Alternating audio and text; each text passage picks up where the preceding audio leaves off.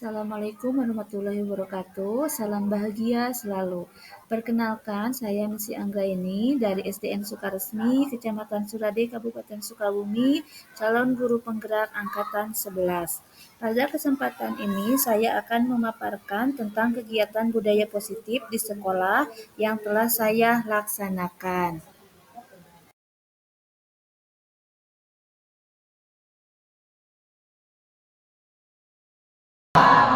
Beres, jalan. Alhamdulillahirrabbilalamin wa bihi nasta'inu ala umuri dunya wa din wassalatu wassalamu ala asrofil anbiya'i wal mursalin wa ala alihi wa sahbihi ajmain amma ba'du. Pertama-tama marilah kita panjatkan puji dan syukur kehadirat Allah Subhanahu wa taala yang mana pada hari ini kita telah diberikan rahmat dan hidayahnya sehingga kita bisa berkumpul di acara diseminasi budaya positif. Salawat serta salam semoga selalu tercurah limpahkan kepada junjungan Nabi besar kita yakni Nabi Muhammad SAW, kepada para keluarganya, kepada para sahabatnya, kepada para pengikutnya termasuk kita. Mudah-mudahan kita semua diberikan syafaat kelak di yaumil akhir. Amin ya rabbal alamin. Selamat siang dan salam sejahtera selalu untuk kita semua. Yang terhormat Bapak Kepala Sekolah SDN Sukaresmi, Bapak Nuryadin SPD, yang saya hormati Bapak dan Ibu guru yang telah menyempatkan waktunya untuk hadir di ruang kelas 6 ini untuk mengikuti acara diseminasi budaya positif. Selanjutnya, mengingat waktu karena siang, izinkan saya untuk membacakan susunan acara pada hari ini. Acara yang pertama yaitu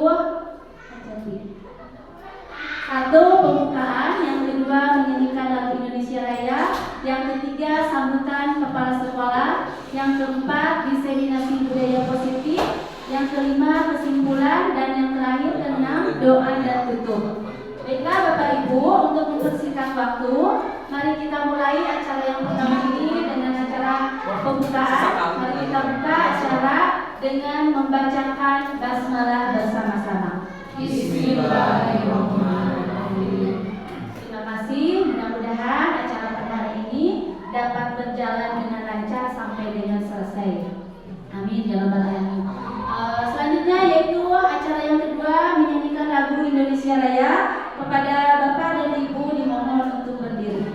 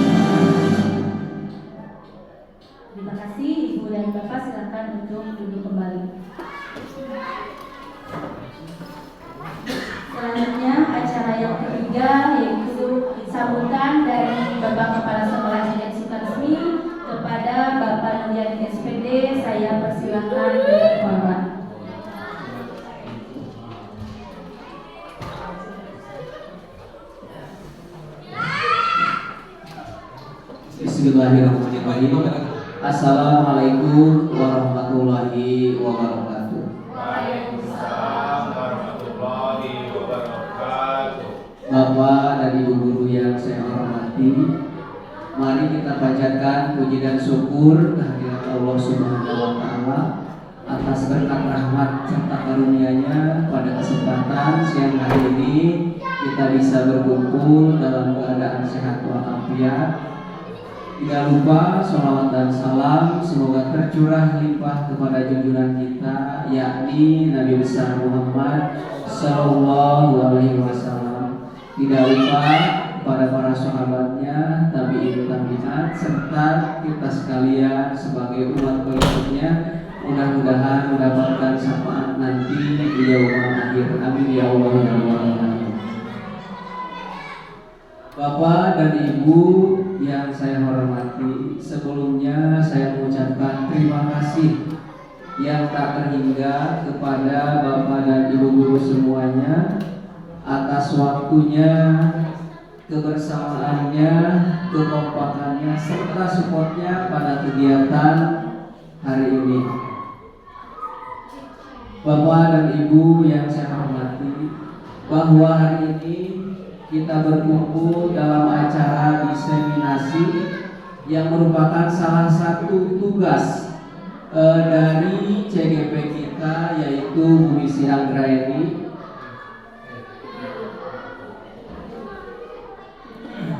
Nantinya Bu Misi akan menyampaikan secara detail mengenai materi pada hari ini.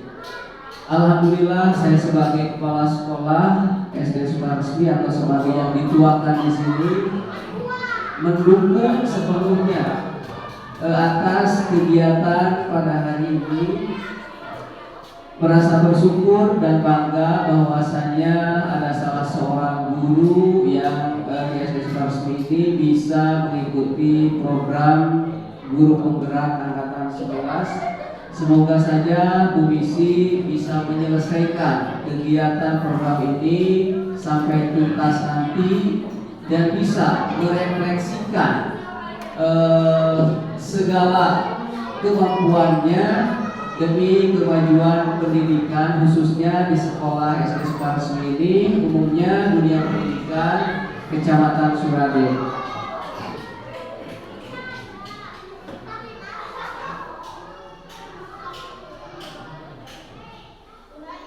Bapak dan Ibu yang saya hormati, sesuai dengan materi hari ini, yaitu diseminasi budaya positif di sekolah.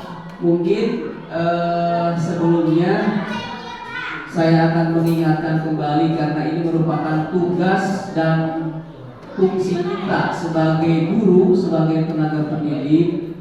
Alangkah baiknya kita menerapkan budaya positif di lingkungan sekolah.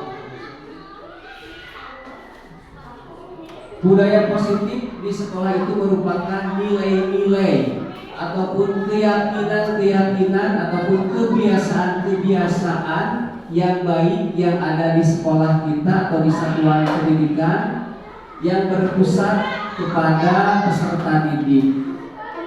Jadi di sini guru ataupun kita sebagai pendidik menjadi sentral dalam budaya positif ini.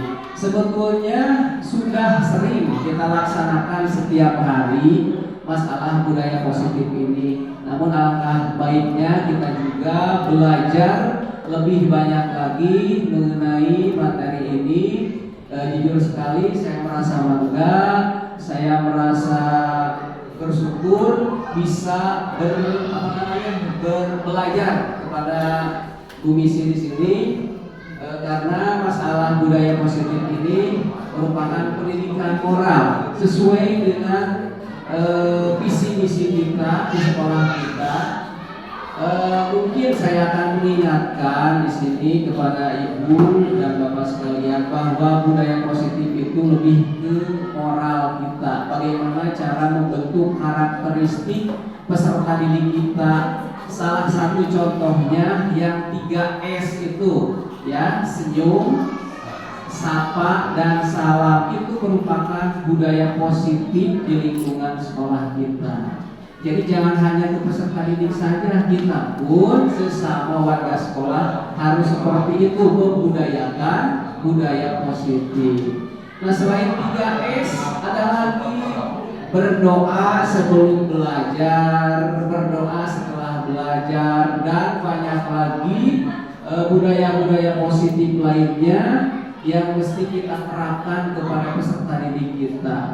Mungkin sekarang zamannya sudah beda dengan dulu. Sekarang sudah zaman canggih, zaman modern. Kadang-kadang suka terlupakan hal-hal kecil itu. Jadi makanya saya bukan menggurui ataupun apa, tapi kita saling mengingatkan karena belajar itu mudah. Misalkan 2 kali tilu sabaraha gampang, tapi mendidik moral, membentuk karakteristik peserta didik kita itu sangat sulit. Nah, untuk itu saya mengingatkan kepada para ibu guru supaya budaya positif itu terus dikembangkan, terus dilaksanakan, terus dibudayakan demi moral anak didik kita supaya karakteristiknya terbentuk dengan baik. Barangkali mungkin hanya itu yang bisa saya sampaikan dalam kesempatan ini. Nanti secara detailnya akan disampaikan mengenai materi hari ini. Terima kasih atas perhatiannya. Mohon maaf atas segala kekurangannya. Billahi taufiq wal hidayah. Wassalamualaikum warahmatullahi wabarakatuh.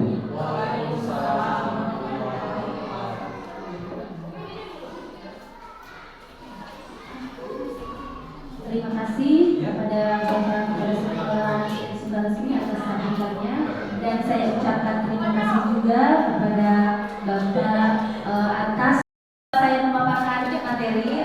Saya di sini akan ajak Bapak Ibu untuk dulu ya Bapak Ibu, karena kondisi kita mungkin ini di siang hari ya.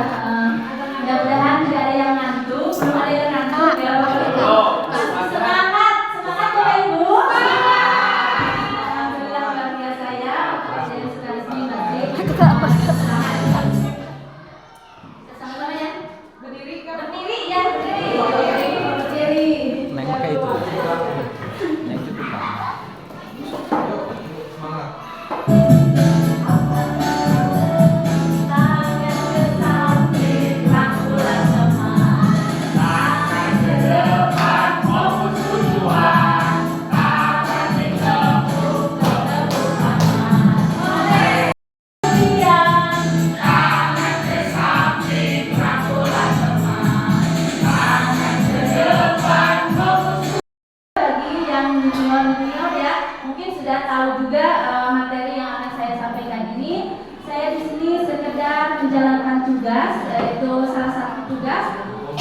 Kewajiban saya di pendidikan calon guru penggerak ini, di mana di modul 1.4 ini ada materi budaya positif yang harus didefinisikan di sekolah CGP masing-masing. Jadi kami para CGP mempunyai tugas dan kewajiban untuk menyebarkan materi budaya positif ini di sekolah masing-masing. Nah, seperti itu ya Bapak Ibu, mohon maaf sekali lagi, kita rilis, kita sharing ya gitu Bapak Ibu. Jadi jangan terlalu serius ya.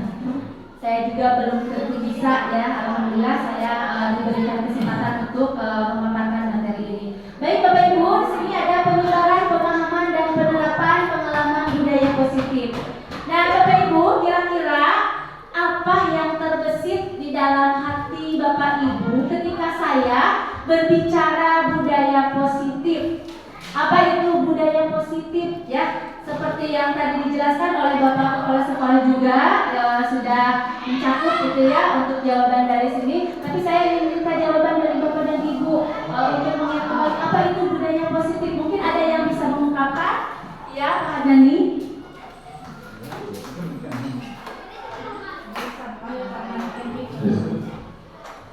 Budaya positif itu adalah yang pertama, salah satu contohnya yaitu kesepakatan kelas, di mana kesepakatan kelas tersebut kita bisa menentukan yang awalnya itu kurang baik, kita sepakati bersama-sama di kelas untuk menjadi lebih baik untuk kedepannya. Mungkin itu salah satu kesepakatan kelas, contoh bagian dari kesepakatan kelas. Nah itu, terima kasih Bu. Baik, terima kasih ya kepada Pak Hernani yang telah menyampaikan video dari budaya positifnya. Mungkin dari ibunya ada yang mau menyampaikan apa itu budaya positif?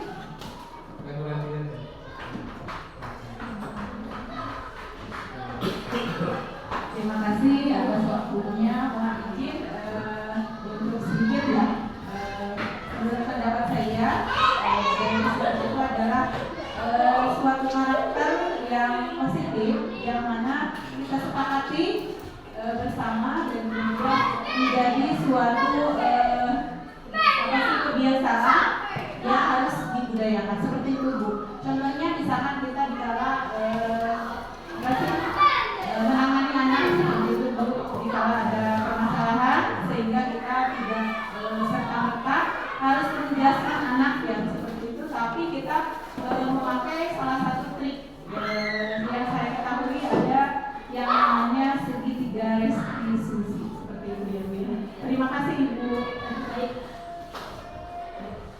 Terima kasih kepada Ibu Dede yang telah memaparkan budaya positif ya.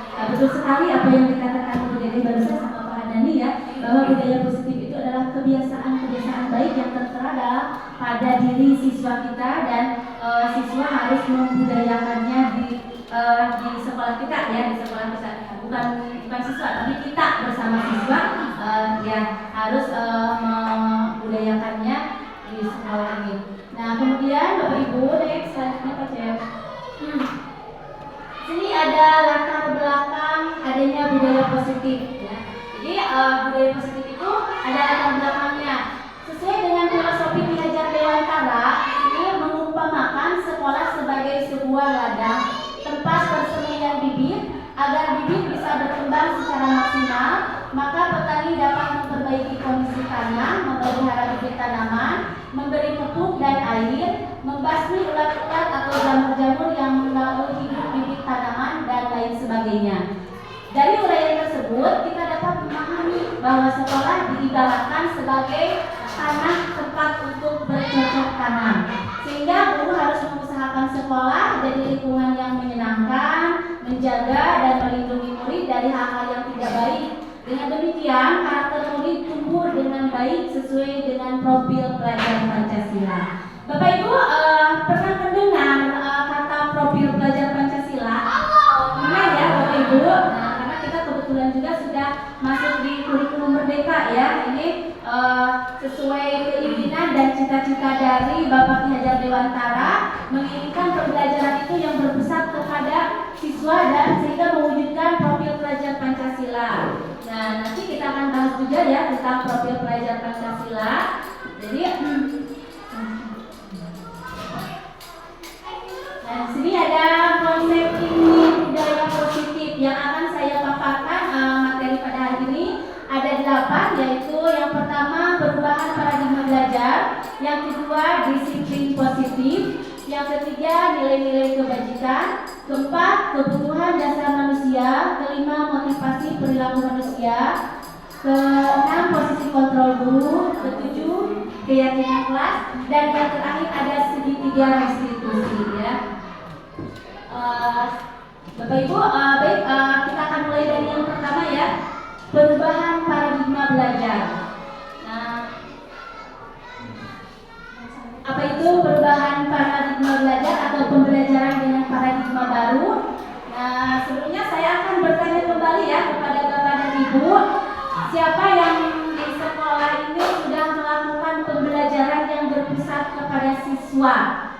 Ada yang sudah melakukan pembelajaran yang berpusat kepada siswa? Sudah semua. Oh, sudah semua ya.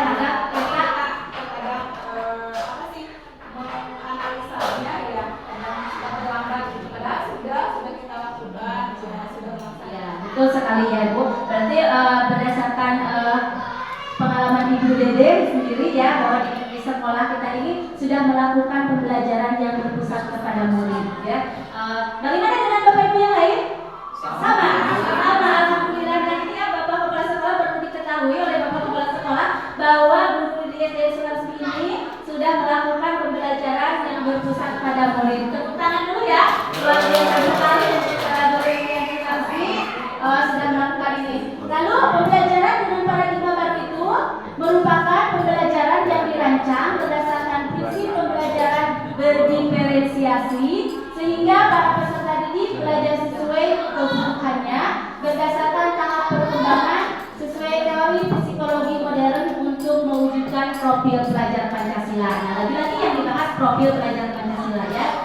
Di sini Bapak Ibu ada 6 dimensi profil pelajar Pancasila. Terlihat jelas tidak Bapak Ibu? Sedikit kurang ya, sedikit kurang. Mungkin ada yang mau menyanyikan tentang profil pelajar Pancasila ini di depan. Siapa yang bisa, yang tahu itu profil pelajar Pancasila? Saya minta 1 atau 2 orang untuk menyanyikannya ke depan Bapak Ibu. Ada yang mau menyanyi, anak bisa tahu ya, bisa lebih hafal tentang 6 dimensi profil pelajar Pancasila. Biasanya ibu guru kelas 1 deh. Oh, kelas 1. Ya, sini sama-sama buat guru-guru kelas 1 Ibu Mia. Silakan dulu ke depan. Ayo nyanyi yuk. Nanti profil pelajar Pancasila. Musik aja pasti. Ada musiknya? Bersama-sama aja ya Bapak Ibu. Profil pelajar Pancasila beriman dan bertakwa kepada Tuhan Yang Esa serta berakhlak mulia, berkebinekaan global, gotong royong mandiri, kreatif dan berkala kritis. Nah, betul ya. Terima kasih. Masih pada ingat ya tentang 6 dimensi profil pelajar Pancasila ini, di mana yang pertama itu ada beriman dan bertakwa kepada Tuhan Yang Maha Esa. Di sini kita dituntut kepada siswa bahwa siswa-siswi kita itu harus memiliki keimanan dan ketakwaan ya, seperti itu ya. Keimanan dan ketakwaan yang harus dimiliki oleh peserta didik kita. Contohnya di sini misalkan sebelum belajar berdoa, kemudian sebelum belajar juga membacakan surat-surat pendek ya, seperti itu ya, yang sudah dilakukan juga oleh Bapak Guru PAI kita, Bapak Andi Sugianto SPDI ya. Beliau selalu membimbing siswa-siswinya sebelum pembelajaran menghafalkan surat-surat pendek. Kemudian bisa juga dengan sholat duha, kemudian juga ada sopan santun dan seperti itu ya, itu beriman dan bertakwa kepada Tuhan Yang Maha Esa. Kemudian yang kedua ada berkebinekaan global.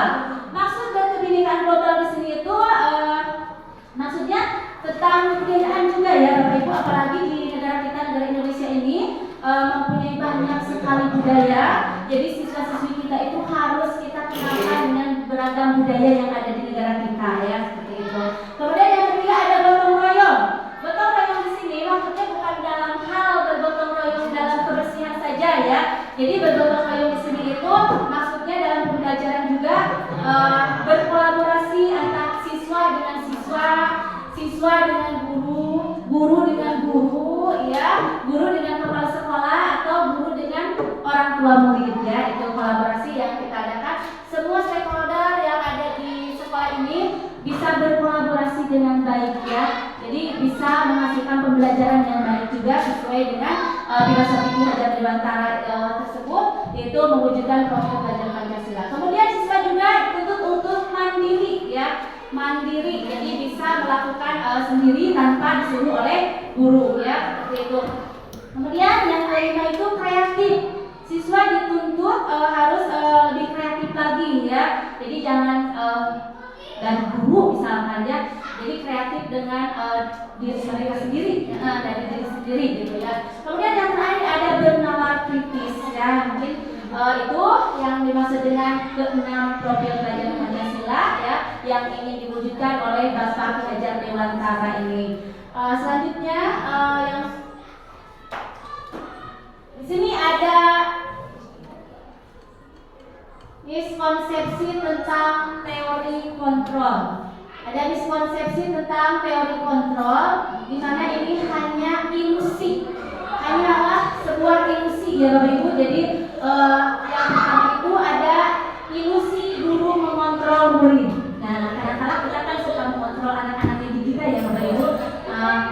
apakah dengan mengontrol itu bisa mengontrol murid kita yang sebenarnya? Tentu saja tidak ya, karena ini hanya ilusi.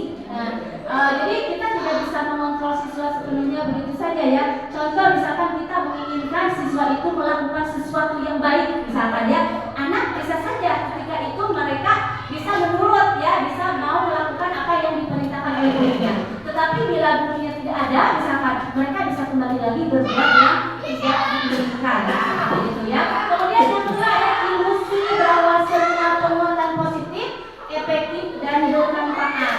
Apakah semua positif yang menentukan positif itu akan bermanfaat? Tentu tidak juga ya Bapak Ibu, karena itu juga termasuk ilusi ya. Jadi kita hanya keinginan gitu ya, belum tentu itu akan terwujud. Dan jadi maksud penguatan positif di sini itu dengan rujukan, rayuan kepada siswa bahwa siswa itu disuruh untuk melakukan seperti yang akan kita inginkan, seperti itu ya. Kemudian ada ilusi bahwa kritik dan membuat rasa bersalah mampu membuatkan karakter. Nah ini juga hanya ilusi ya Bapak Ibu. Jadi dengan membuat rasa bersalah kepada siswa, kita pun tidak bisa itu dikatakan bahwa siswa itu bisa intrinsiknya ya. Jadi motivasi dirinya dulu yang harus ada di diri siswa, bukan motivasi ekstrinsik ya. Jadi motivasi ekstrinsik itu kan motivasi dari luar. Jadi siswa seharusnya itu mempunyai motivasi dari dalam dirinya sendiri, sehingga mereka tanpa disuruh oleh gurunya, mereka bisa melakukan hal-hal yang baik tersebut ya. Jadi tanpa adanya bimbingan dari guru, mereka bisa melakukannya. Nah itu karena itu juga sama ilusi. Yang terakhir ada ilusi bahwa orang dewasa berhak memaksa ya. Di sini tentunya kita sebagai seorang guru, kita itu tentunya lebih dewasa dari anak-anak didik kita ya Bapak Ibu. Bapak Ibu masih semangat? Jadi di sini kita lebih dewasa dari anak-anak didik kita, tetapi kita tidak bisa memaksakan anak didik begitu saja ya, sesuai dengan keinginan kita. Nah, karena ini juga termasuk ilusi gitu ya. Jadi kita tidak boleh memaksakan sebenarnya apa yang akan kita inginkan kepada anak didik kita.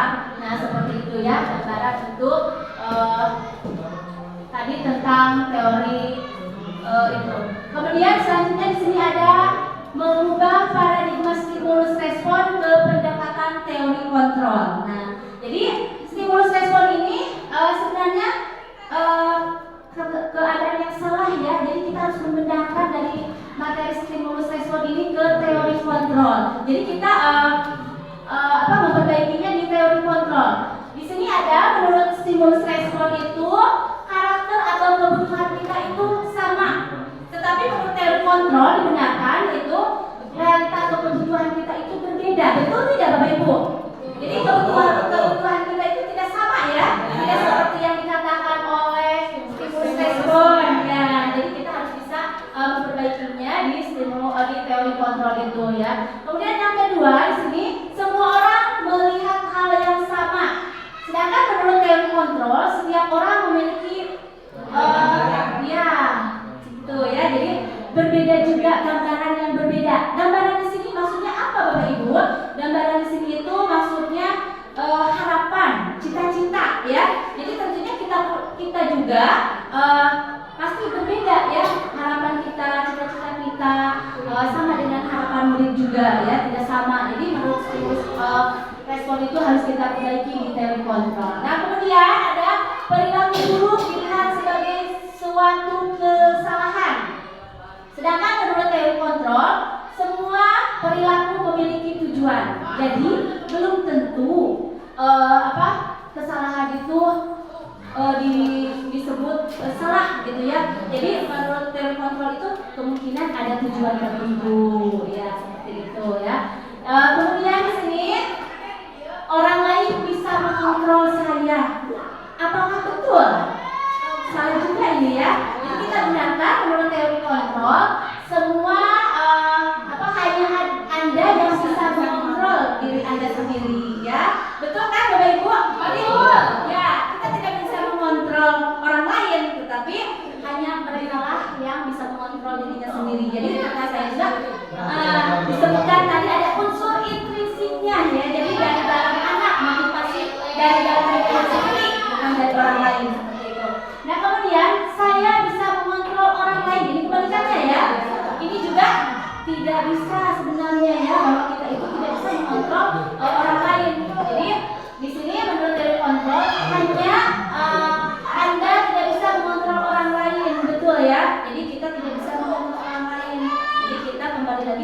diri kita masing-masing ya, motivasi dari diri kita.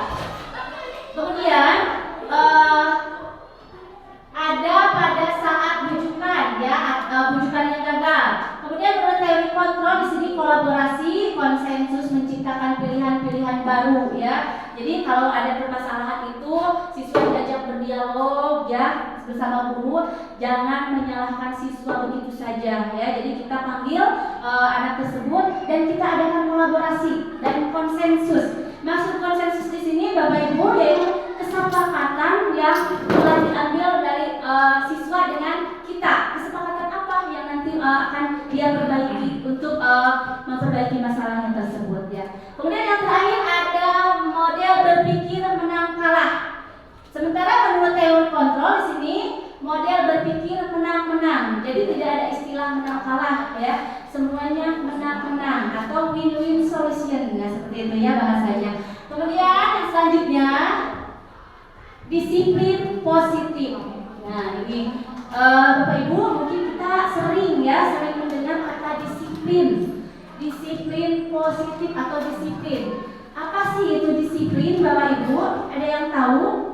Dengan kata disiplin kita mengenal disiplin itu tata tertib misalnya aja, aturan ya, peraturan yang ada di sekolah. Kemudian aturan-aturan yang harus dipatuhi anak, nah seperti itu ya. Tetapi disiplin di sini ya, disiplin di sini berasal dari kata disiplina yang artinya belajar.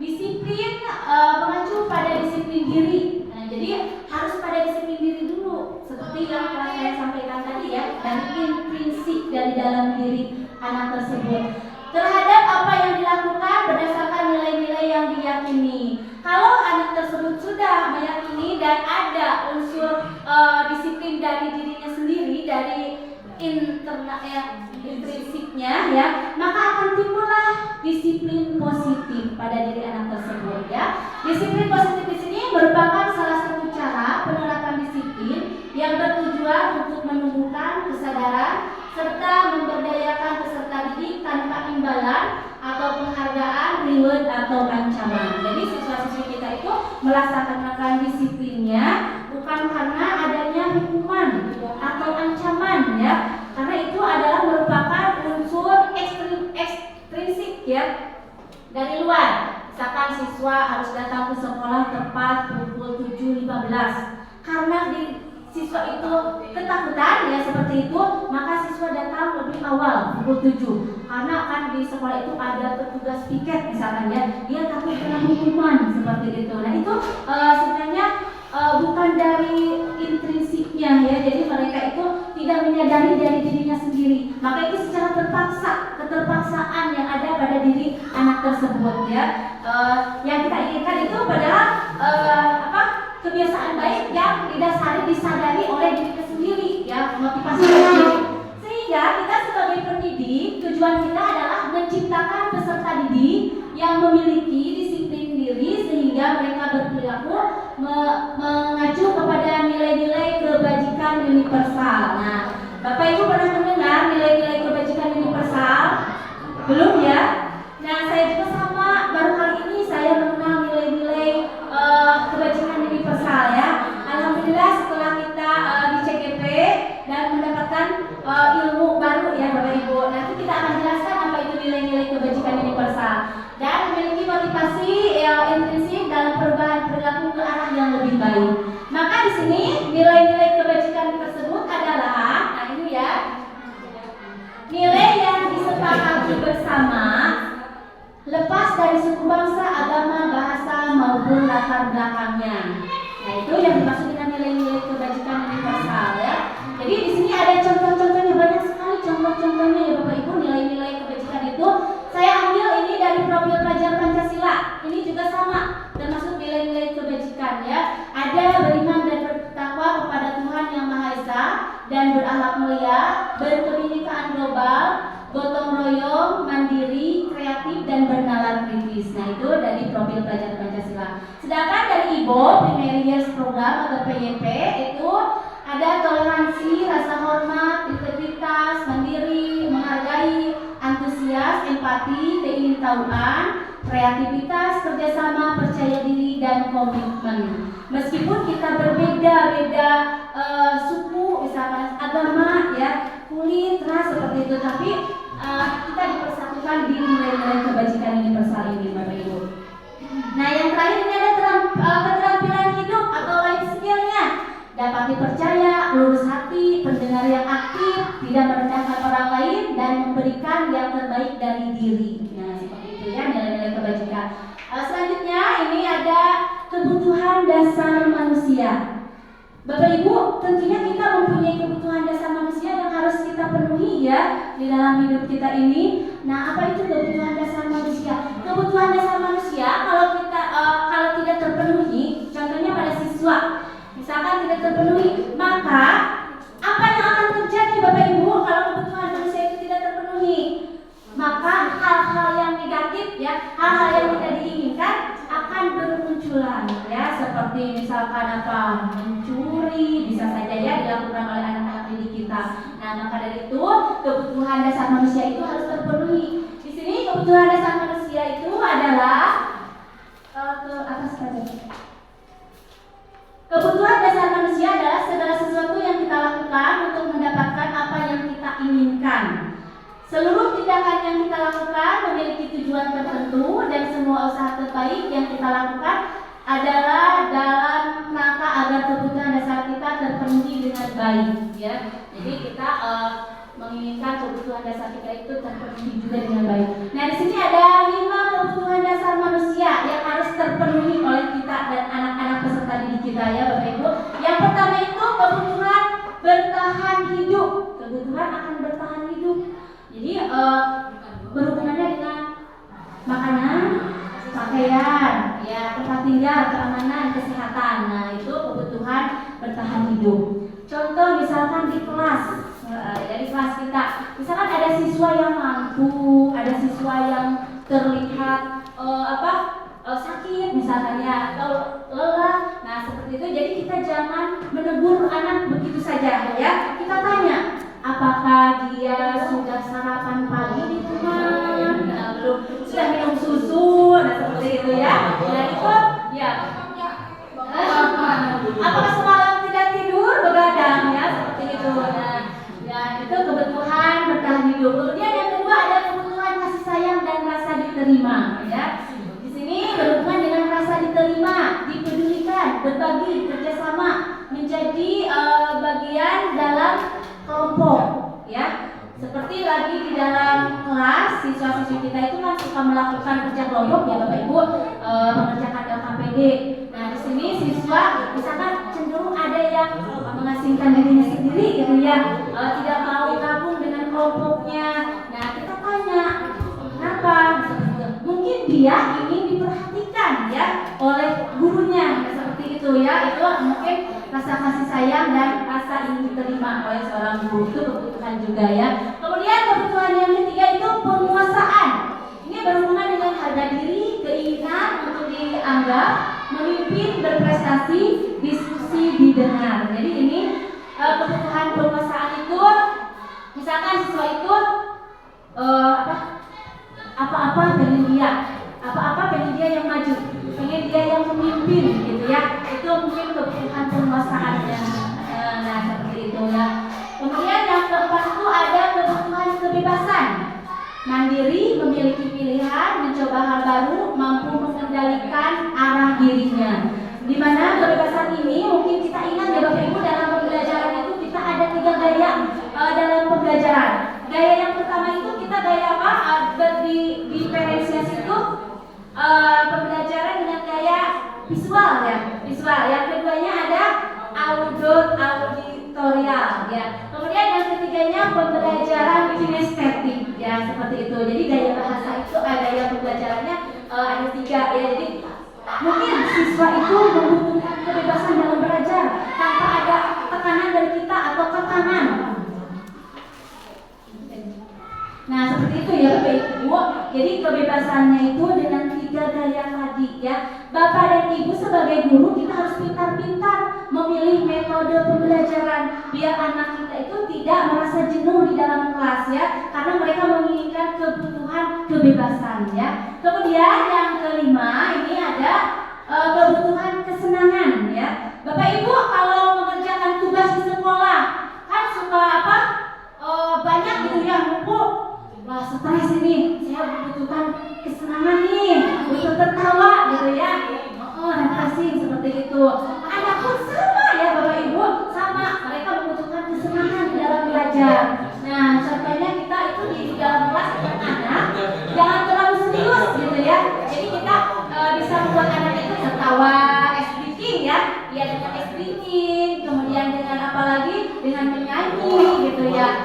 Nah, di sini ada contoh dari kebutuhan dasar manusia yang mungkin Bapak Ibu nanti tahu jawabannya ya ini.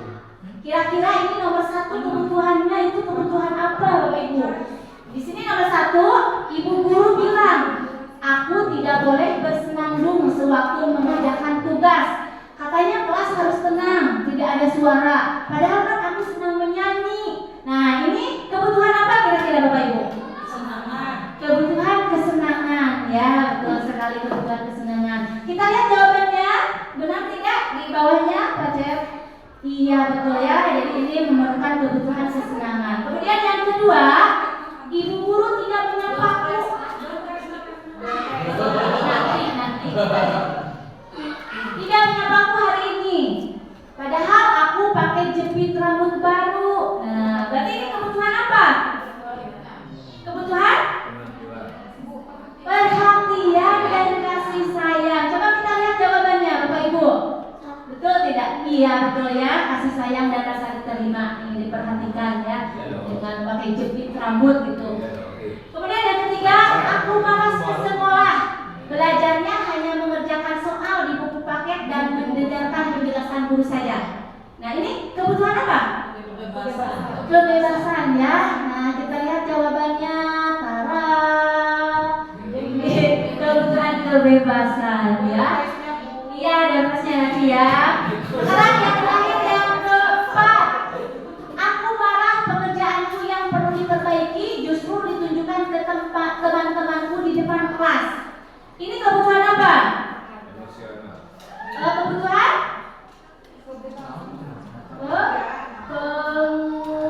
Coba jawabannya apa? Kebutuhan penguasaan. Penguasaan ya, nomor 4 ya. Penguasaan ya. Ya, itu jawabannya, kebutuhan penguasaan ya seperti itu.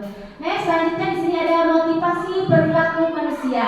Seperti yang tadi telah saya katakan di awal-awal ya, bahwa manusia itu atau anak peserta didik itu ada unsur ekstrinsik dan unsur intrinsik. Motivasi pada diri manusia itu ada dua ya, ada dua motivasi. Motivasi dari luar dan motivasi dari dalam diri sendiri anak tersebut. Untuk motivasi ekstrinsik di sini untuk menghindari ketidaknyamanan atau hukuman. Ya, jadi anak karena ketakutan akan adanya hukuman gitu ya. Unsur ekstrinsik. Kemudian untuk mendapatkan imbalan, penghargaan dari orang lain. Seperti itu. Bisa juga ya. Mereka karena ada imbalan seperti Bapak Ibu barusan ingin diberikan ya, fresh ya. Itu tidak apa-apa ya, cuman alangkah lebih baiknya kita disadari dengan motivasi dari dalam diri kita sendiri ya Bapak Ibu seperti itu ya. Kemudian motivasi intrinsiknya untuk menjadi orang yang mereka inginkan dan menghargai diri sendiri dengan nilai-nilai yang mereka percaya. Nah ini yang terbaiknya ya. Bagian dari motivasi perilaku manusia itu ada 3. Yang pertama hukuman, yang kedua konsekuensi, yang ketiga restitusi. Tentunya bagi kita Bapak Ibu untuk masalah hukuman dan konsekuensi itu tidak asing lagi ya dengan bahasa hukuman dan konsekuensi. Tetapi bagi restitusi mungkin Bapak Ibu saya sendiri juga sama baru mendengar ini restitusi. Padahal sebenarnya kita sering ya melakukan ini ya, sama dengan BP ya kalau nggak salah. Cuman tidak terarah atau tidak direncanakan gitu ya kalau memanggil anak itu. Kalau anak tiba-tiba punya kesalahan kita panggil tanpa dengan restitusi seperti ini ya. Nanti kita akan jelaskan lebih dalam lagi tentang restitusi. Hukuman itu tidak terencana secara tiba-tiba ya. Murid tidak tahu apa yang akan terjadi atau tidak dilibatkan. bersifat satu arah, kemudian berupa hukuman fisik atau psikis ya, ini hukumannya. Jadi hukuman itu secara tiba-tiba diberikan kepada siswa. Karena contohnya di sini seperti tadi yang dikatakan, siswa harus masuk tepat pukul 7.15. Nah, siswa itu misalkan datangnya lebih pagi, lebih awal karena takut akan adanya hukuman ya, seperti itu. Jadi kalaupun mereka terlambat, maka mereka akan dihukum ya oleh petugas yang piket guru waktu itu. Misalkan berlari di lapangan sebanyak 2 putaran misalkan. Nah itu kan hukuman secara tiba-tiba ya. Jadi tanpa rencana, tanpa anak tahu, oh saya datang terlambat ke sekolah ini, kira-kira akan dihukum apa ya yang akan diberikan nanti. Nah seperti itu. Itu yang dimaksud dengan hukuman. Kalau konsekuensi di sini berarti terencana ya, terencana dan sudah disepakati. Nah misalkan di kelas ya, ada tata tertib, misalkan memakai seragam. Kalau tidak memakai seragam, maka ada konsekuensinya ya, seperti itu yang telah disepakati. Nah itu konsekuensi ya, beda hukuman dengan konsekuensi itu. Kemudian restitusi, proses menciptakan kondisi bagi murid untuk memperbaiki kesalahan, dan proses kolaboratif yang mengajarkan murid untuk mencari solusi sendiri. Jadi restitusi itu jika ada permasalahan siswa, maka kita panggil mengadakan dialog ya. Kita tanya, bukan menyalahkan siswa begitu saja. Tanya masalahnya apa, sehingga nanti siswa sendirilah yang bisa menentukan jalan ya, solusi untuk menyelesaikan masalahnya tersebut. Nah Bapak Ibu udah ngantuk? Apa masih semangat? Kalau masih semangat ya mengikuti materi pada hari ini. Nah supaya Bapak Ibu semangat, nah ini ada sedikit tebak gambar ya Bapak Ibu. Nah kira-kira gambar yang pertama itu apa ya? Kira-kira apa ini? Endang, bisa nggak menjawab? Coba. Ada daun, ada huruf B, ada ayam. Siapa yang bisa menjawab? Nanti saya akan kasih relay.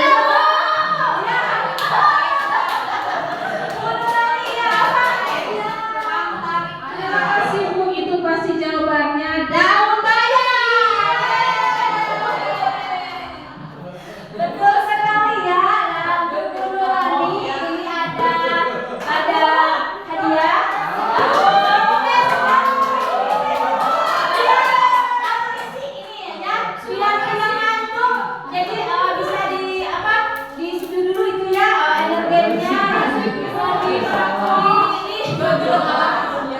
Biar tidak ngantuk ya itu ya. Nah kemudian tebak gambar yang kedua Bapak Ibu. Di sini ada. Nah kira apa itu jawabannya? Ada pot, ada bikisan katanya. Ada apa lagi? Ada nilai-nilai kan? Nilai apa itu? Iya apa? Itu kan ada pot ya, Ya. ada tong, ada dan ada angka rupiah. Potongan harga. Terima kasih atas jawaban yang benarnya ya. Saya lagi jangan sama ya. Biar kita ngantuk. Terima kasih ya, sama-sama. Terima kasih sudah menjawab dengan benar juga. Untuk tebak gambar yang terakhir, ini ada apa? Kira-kira jawabannya apa Bapak Ibu? Satu. Kurang lengkap ya. Apa? Satu jangan. Betul sekali ya. Tepuk tangan buat operator Rita, Pak Cepi. Biar Pak Cepi tidak ngantuk juga, saya kasih ini ya. Ngopi ya. Nah kemudian selanjutnya kita lanjutkan ya Bapak Ibu. Bisa lanjut. Masih semangat? Luar biasa ya Bapak Ibu, masih semangat walaupun di dalam keadaan panas, cuaca panas dan di siang hari ya. Selanjutnya ada 5 posisi kontrol guru. Nah, jangan salah menyebut ya Bapak Ibu, kontrol guru. Di sini ada 5 posisi kontrol guru. Nah, Ibu Rani jangan salah menyebut. Di sini ada yang pertama itu penghukum, posisi sebagai penghukum ya. Kemudian pembuat merasa bersalah. Yang ketiga posisi teman. Keempat pemantau. Kelima manajer. Ya ini mungkin sebagian besar kita telah melakukan ini, cuman kita tidak tahu ya. Ini namanya posisi kontrol guru. Cuman kira-kira Bapak Ibu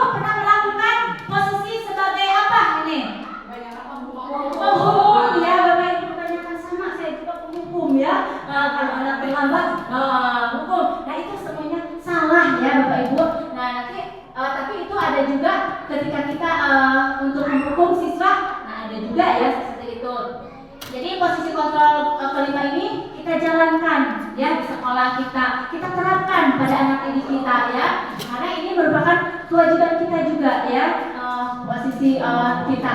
Nah di sini ada contoh penerapan 5 posisi kontrol. Nah di sini saya akan membuat satu kasus ya, kasusnya itu sama. Siswa tidak memakai atribut lengkap saat upacara bendera. Nah, posisi kita yang kelima tadi kita jalankan di sini. Ada posisi penghukum.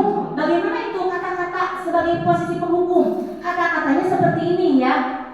Hormat pada bendera selama 1 jam. Itu kata-kata untuk penghukum.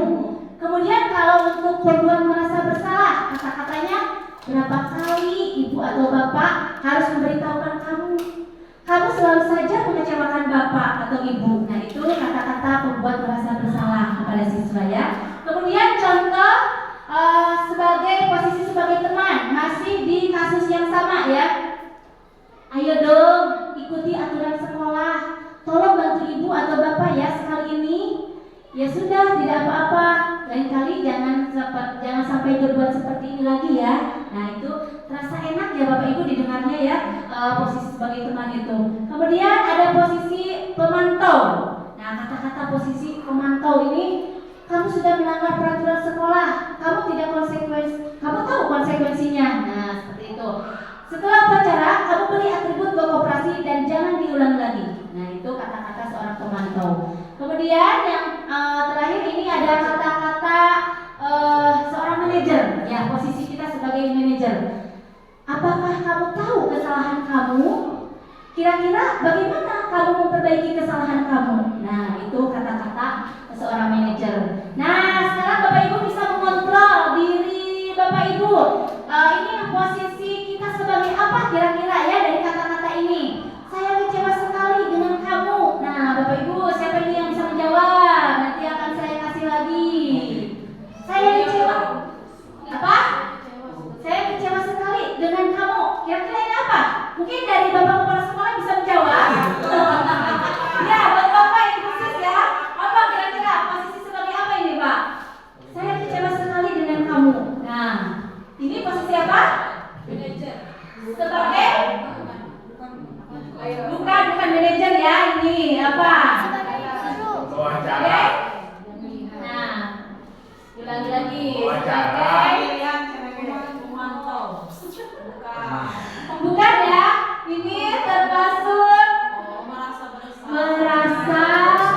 membuat merasa bersalah ya, seperti itu. Nah, kata-kata untuk membuat merasa bersalah. Kemudian door prize-nya hapus ya Bapak Ibu.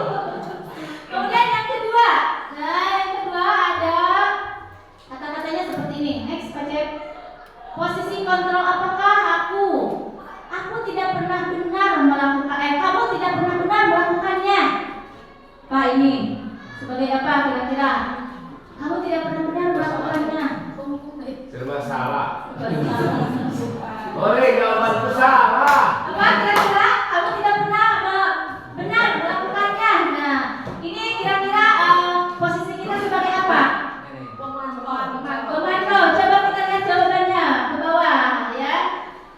Penghukum. Ini sebagai penghukum Bapak Ibu. Kemudian yang ketiga, apa rencanamu untuk menyelesaikan masalah ini? Manajer. Oke siap, boleh dijawab dengan benar. Tapi nggak jawabnya lalu nanya.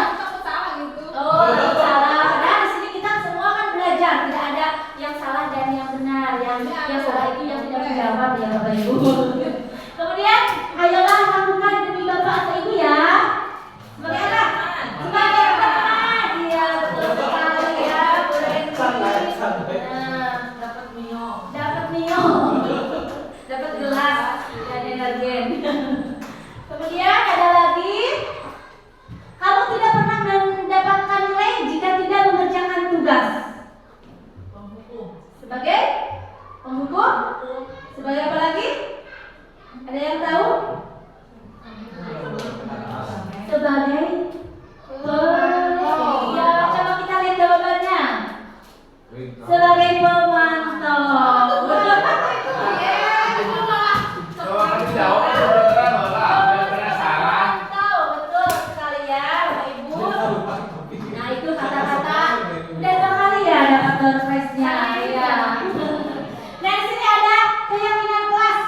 Bapak Ibu, mengapa keyakinan kelas? Mengapa bukan peraturan kelas? Ada yang tahu? Ada yang tahu ini? Apa yang dimaksud dengan keyakinan kelas atau peraturan kelas itu apa? Kalau keyakinan kelas itu Bapak Ibu dibuat oleh anak ya, jadi anak ikut serta dalam membuat keyakinan kelas ini. Keyakinan kelas ini menggunakan nilai-nilai kebajikan universal yang tadi ya Bapak Ibu, yang dari profil pelajar Pancasila, dari IBO yang seperti itu ya. Nanti kita terapkan di keyakinan kelas ini. Kenapa tidak peraturan kelas? Kalau peraturan kelas kita sudah membuat ya buat anak, jadi bukan anak yang membuat, itu dari guru sendiri ya seperti itu. Nah kemudian pembentukan keyakinan kelas ini, nah ini contoh saya kemarin bersama anak-anak ya untuk memasangkannya di kertas kecil ya seperti itu. Kita adakan dengan siswa, ajak ngobrol sehingga mereka mengeluarkan ide-idenya pengen seperti apa keyakinan kelasnya itu bagaimana ya, apa saja nilai-nilai keyakinannya. Nah anak di situ menulis, lalu kita memasangkan di papan tulis. Cara langkah-langkah membuat keyakinan kelas itu, yang pertama bersifat abstrak ya, kedua berupa pernyataan universal, ketiga dibuat dalam pernyataan positif, keempat sedikit saja agar mudah diingat, jadi jangan banyak-banyak seperti peraturan atau tertib kelas ya Bapak Ibu, seperti itu banyak sekali ya.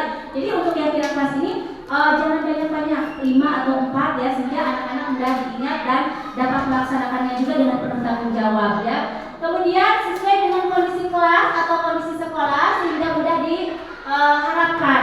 Itu kalau keyakinannya keyakinan sekolah ya Bapak Ibu. Tapi kita di sini akan membuat keyakinan kelas ya, yang pasti kita buat.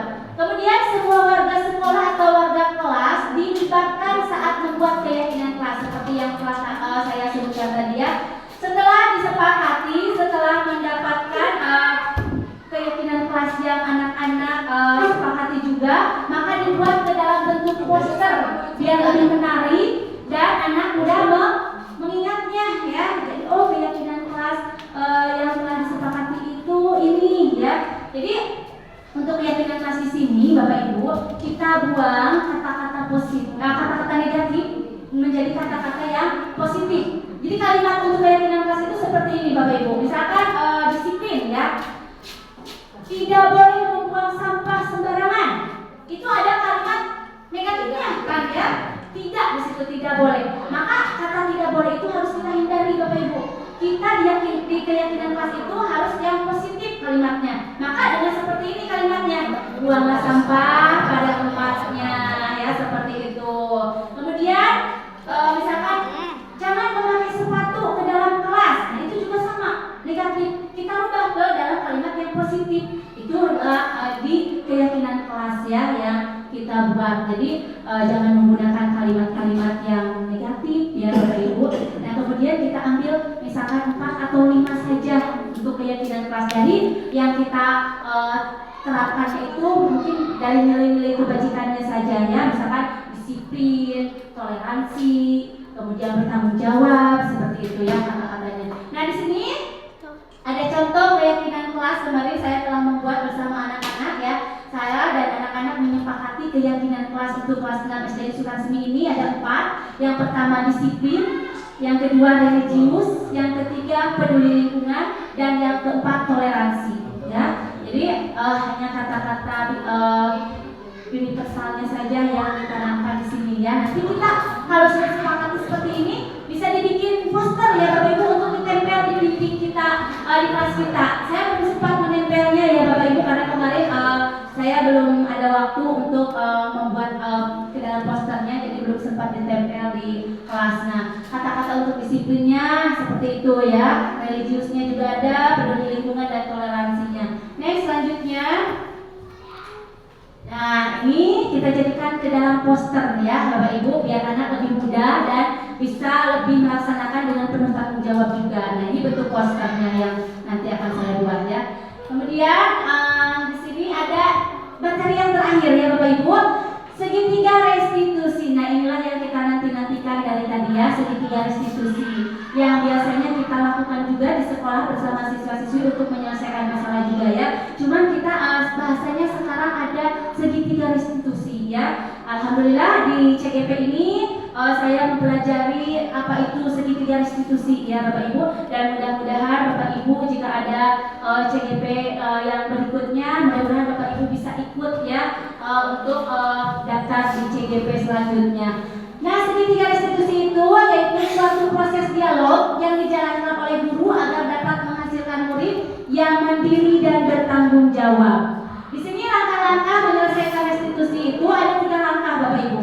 Yang pertama, menstabilkan identitas. Yang kedua, validasi tindakan yang salah.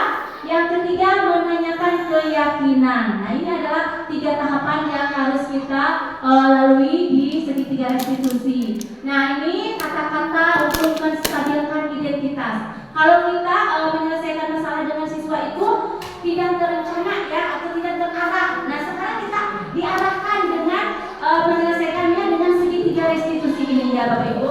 Nah, di sini menstabilkan identitas berdasarkan prinsip membuat kesalahan adalah bagian dari proses pembelajaran. Kata-katanya seperti ini Bapak Ibu. Berbuat salah itu wajar. Tidak ada manusia yang sempurna. Bapak Ibu juga pernah melakukan itu. Bapak Ibu tidak mau mencari siapa yang salah, atau Bapak Ibu ingin mencari solusi permasalahan ini ya. Kemudian kamu berhak merasa begitu. Nah, itu kata-kata untuk menstabilkan identitas ya. Kemudian yang kedua, tahap kedua itu validasi tindakan yang salah. Berdasarkan prinsip setiap perilaku berupaya memenuhi suatu kebutuhan tertentu ya. Kata-katanya seperti ini ketika kita berdialog dengan siswa tersebut ya. Kata-kata tahap kedua validasi tindakan yang salah itu, kamu pasti punya alasan mengapa melakukan hal itu. Padahal kamu bisa melakukan yang lebih buruk dari ini ya. Kamu patut bangga karena telah melindungi sesuatu yang penting buat kamu. Kemudian kata-kata yang terakhir, kamu melakukannya karena mempertahankan sesuatu yang penting bagimu. Nah, itu kata-kata dari validasi tindakan yang salah. Kemudian yang terakhir, di sini ada tahapan menanyakan keyakinan. Berdasarkan prinsip teori kontrol, bahwa pada dasarnya kita termotivasi secara intrinsik ya, bukan termotivasi secara ekstrinsik ya, dari luar gitu. Yang lebih baik itu dari dalam diri kita sendiri. Nah, kata-kata untuk menanyakan keyakinan di sini, apa keyakinan kelas kita? Nilai-nilai apa yang telah disepakati bersama? Seperti apa gambaran sebuah kelas yang ideal menurut kamu? Kamu ingin menjadi orang yang seperti apa? Nah, itu kata-kata untuk menanyakan keyakinan ya. Nah, di sini ada contoh penerapan segitiga restitusi yang telah saya lakukan kemarin bersama siswa saya ya, penyelesaian dengan menggunakan segitiga restitusi. Boleh Bapak Ibu untuk ditonton ya sebentar. Kita dulu videonya.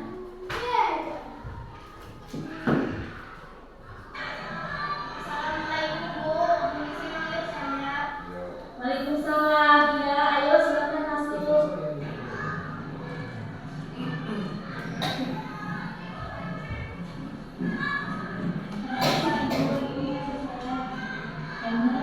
Hari ini hari apa? Hari ini. Yang mana tahu tidak masalah hari ini apa?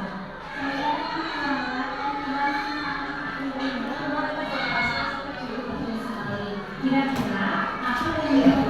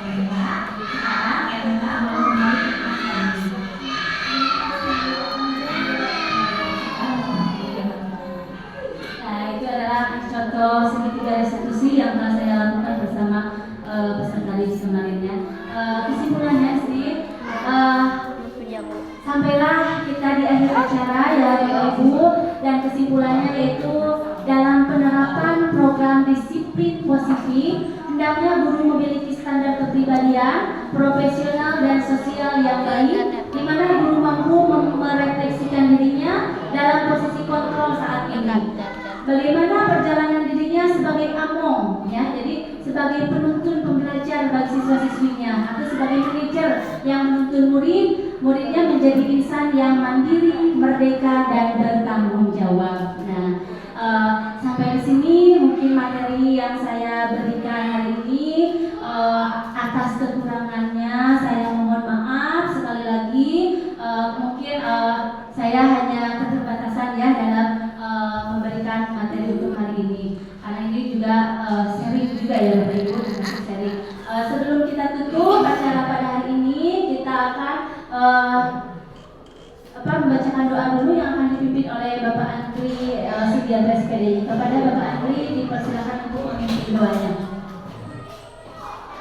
Assalamualaikum warahmatullahi wabarakatuh. Waalaikumsalam. Allahumma shalli wa sallim ala sayyidina wa habibina syafiina wa maulana Muhammad wa sallallahu radhiyallahu ta'ala kulli asyhadu sayyidina rasulullah amin. Alhamdulillahirabbil alamin hamdan yuwafi ni'mati wa majidahu ya rabbana lakal hamdu kama yanbaghi li jalali wajhikal karim wa li sultanik. Allahumma ighfir lana dzunubana wa li walidayna warhamhuma kama rabbayana shaghira wa li jaddatina wa li ustadina wa habibina wa li zawjatina wa li ikhwanina wa li jami'il mu'minin wal mu'minat wal muslimin muslimat wal amwat bi fadlika subhana rabbika rabbil izzati amma yasifun wa salamun alal mursalin walhamdulillahi rabbil alamin. Assalamualaikum warahmatullahi wabarakatuh. Baik, terima kasih. Saya ucapkan kepada Bapak Ibu yang telah bisa hadir di ruangan hari ini ya, dan terima kasih juga kepada Bapak Kepala Sekolah yang telah memberikan ruang waktu dan tempatnya di sini ya. Wabillahi taufiq wal hidayah. Wassalamualaikum warahmatullahi wabarakatuh. Waalaikumsalam. Assalamualaikum warahmatullahi wabarakatuh.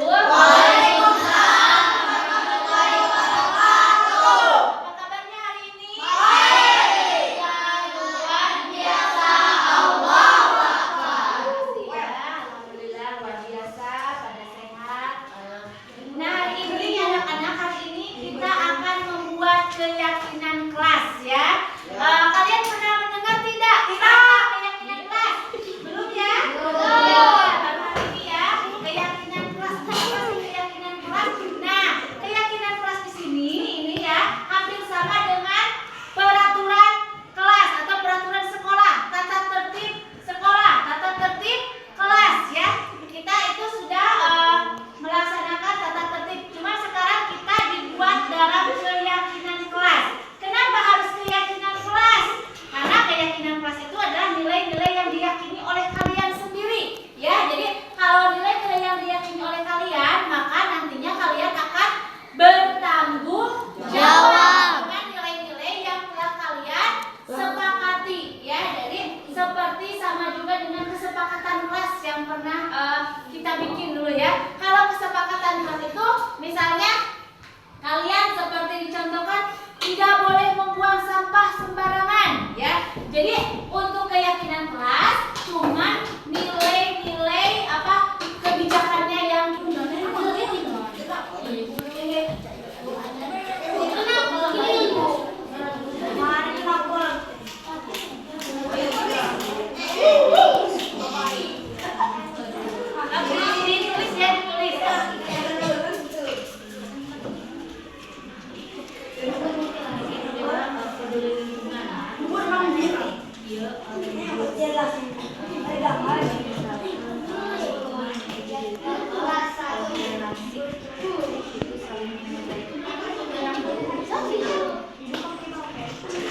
sedikit tapi mudah diingat oleh kalian ya. Jadi dari nilai-nilai kebijakan misalkan mau diambil dari 6 dimensi profil pelajar Pancasila juga boleh ya itu. Kemudian nanti kalau sudah dibikin dan disepakati, lalu kalian harus bertanggung jawab untuk melaksanakannya ya, karena itu hasil dari kalian. Kemudian nanti kalau sudah selesai kita dibikin poster biar lebih menarik, dipajang di kelas kita ya, hasil dari keyakinan kelas yang telah kita buat nanti ya, dibikin poster seperti itu. Sudah?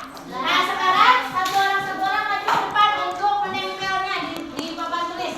Tempel ini yang sudah. Jangan teratur ya, jangan teratur. Tempel. Tempel di mana we sob? Nanti ibu pakai nulis terus. Tulisan.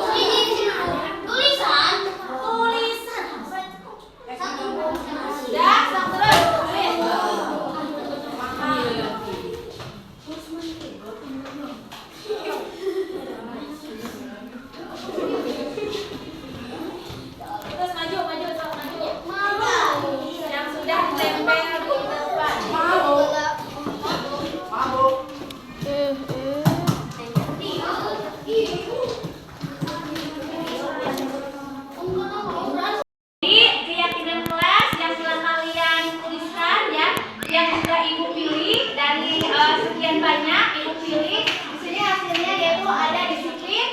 religius, toleransi, dan peduli lingkungan. Jadi ada 4 keyakinan kelas yang telah kita bentuk. Setuju dengan semua ini? Setuju. Ya. Jadi nanti kalian harus bertanggung jawab dengan apa yang telah kalian sepakati dan sepakati untuk keyakinan kelas ini ya.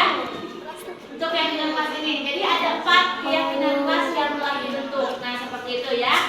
Dan selamat untuk menjalankan nanti keyakinan kelasnya dengan penuh tanggung jawab, disadari dengan rasa tanggung jawab dari diri sendiri ya, bukan dari luar, bukan dari orang lain, bukan karena takut hukuman, takut dimarahin guru, bukan ya. Jadi dengan kesadaran diri kalian, karena ini keyakinan kelas, nilai-nilai yang sudah kalian yakini, jadi kalian harus menjalankannya bertanggung jawab dengan apa yang telah kalian tuliskan akan keyakinan kelas ini ya. Jadi sadar dari diri sendiri, oh keyakinan kelas kemarin yang telah kita sepakati itu disiplin, berarti datang tepat waktu, begitu ya, pulang tepat waktu, istirahat tepat waktu, memakai seragam tepat waktu, sesuai dengan aturan ya. Kemudian religius, kita misalkan sebelum belajar itu berdoa, membiasakan berdoa. Kemudian sebelum belajar itu membacakan surat-surat pendek juga ya, atau sholat duha seperti itu ya. Kalau ketika keluar kelas atau masuk kelas ucapkan salam. Ketika bertemu dengan guru ucapkan salam. Ketika bertemu dengan teman juga sama ucapkan salam. Nah itu religius. Toleransi, saling menghargai, saling membantu. Kemudian saling apa lagi di dalam toleransi ini?